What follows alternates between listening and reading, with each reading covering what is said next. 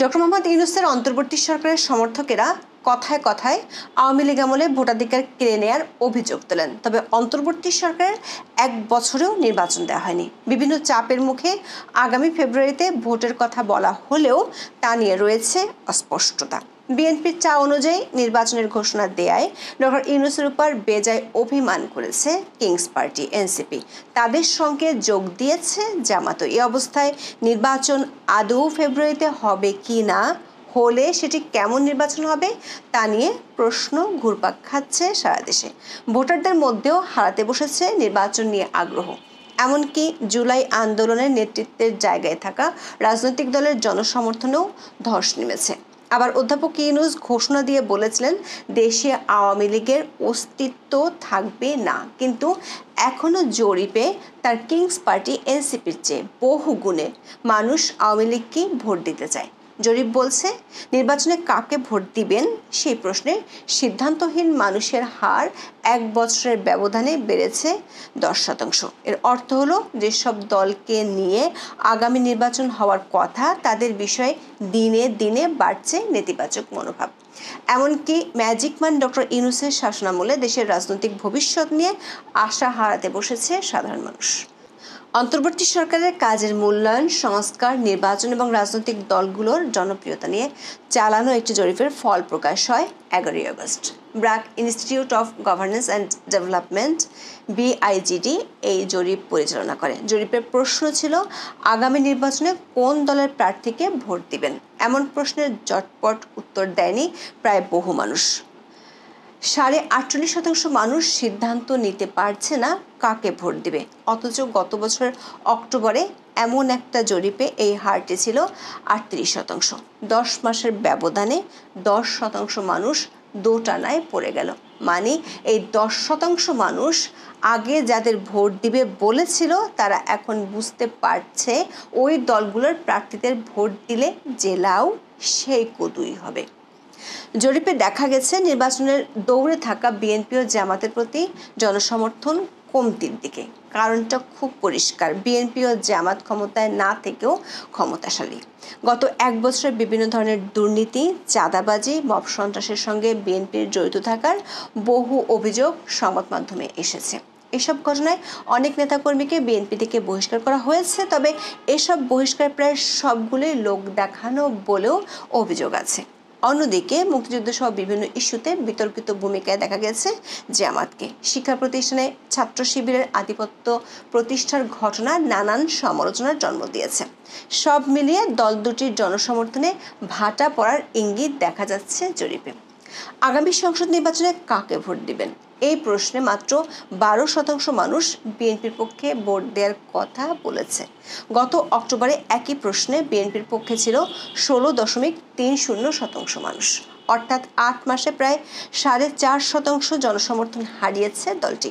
অন্যদিকে এখনও 10.40% মানুষ জামাতকে ভোট দেওয়ার কথা জানায়।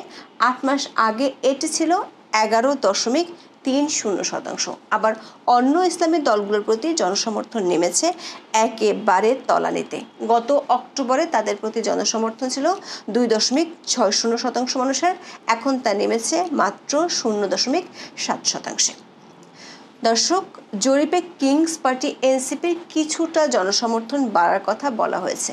গত বছর অক্টোবরে তাদের প্রতি 2% মানুষের সমর্থন ছিল। 8 মাস পর তা বেড়ে হয়েছে 2.80%। মজার বিষয় হলো আগামী নির্বাচনে আওয়ামী লীগকে বাইরে রাখার বিষয়ে সব আয়োজন প্রায় শেষ করেছে সরকার ও তাদের মিত্ররা। এরপরেও জরিপে অংশ নেওয়া 7.30% মানুষ বলেছেন তারা আওয়ামী লীগকে ভোট দিতে চায়। আওয়ামী লীগের কার্যক্রম নিষিদ্ধ করা হয় 10 মে। এর 6 মাস আগে বিআইজিডির জরিপের সময় 8.90% মানুষ আওয়ামী লীগকে ভোট দিতে চেয়েছিল। দলটির কার্যক্রম নিষিদ্ধ করার পরেও এই হার কমেছে মাত্র 0.5%। আবার তাৎপর্যপূর্ণভাবে কাকে ভোট দিতে ইচ্ছুক সেটি বলতে না চাওয়ার হার বেড়েছে ঠিক 0.5%। দর্শক, গত বছরের 30 অক্টোবর ব্রিটিশ সংবাদ মাধ্যম দ্য ফিনান্সিয়াল টাইমসকে দেওয়া এক সাক্ষাৎকারে অধ্যাপক ইউনূস বলেছিলেন, বাংলাদেশে আওয়ামী লীগের কোনো স্থান নেই।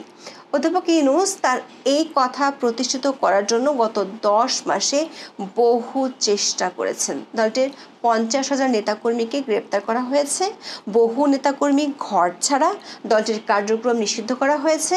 তারপরও কেন তার কিংস পার্টি এনসিপির চেয়ে দেশের মানুষ বহু গুণে আওয়ামী লীগকে ভোট দিতে চায়? গত অক্টোবরে জরিপে অংশ নেওয়া 12.90% মানুষ তাদের পছন্দ জানাতে রাজি হননি। এখন সেই হার দাঁড়িয়েছে 14.4%। প্রশ্ন হলো, অন্তর্বর্তী সরকার যেখানে ইতিহাসের সেরা বাক স্বাধীনতার সময়কালের দাবি করছে, সেখানে রাজনৈতিক পছন্দ জানাতে অনাগ্রহী মানুষের হার বাড়ছে কেন?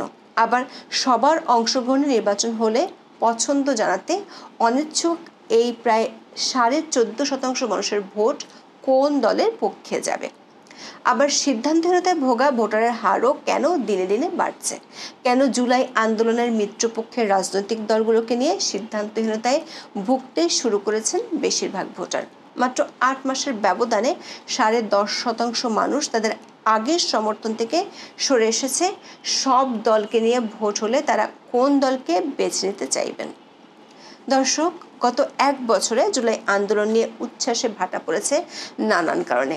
মব সন্ত্রাস সহ আইন শৃঙ্খলা পরিস্থিতির ব্যাপক অবনতির পেছনে সরকার এবং তাদের মিত্র রাজনৈতিক দলের ভূমিকাকে দায়ী করছে মানুষ। সেই সঙ্গে বেকারত্ব সহ বেহাল অর্থনীতি নিয়েও তৈরি হয়েছে চরম ক্ষোভ।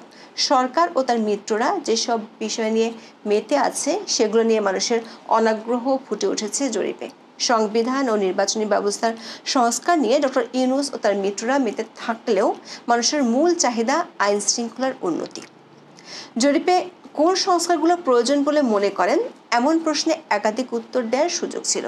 এই প্রশ্নের উত্তরে সবচেয়ে বেশি 30% মানুষ আইন শৃঙ্খলার উন্নয়ন করতে বলেছেন।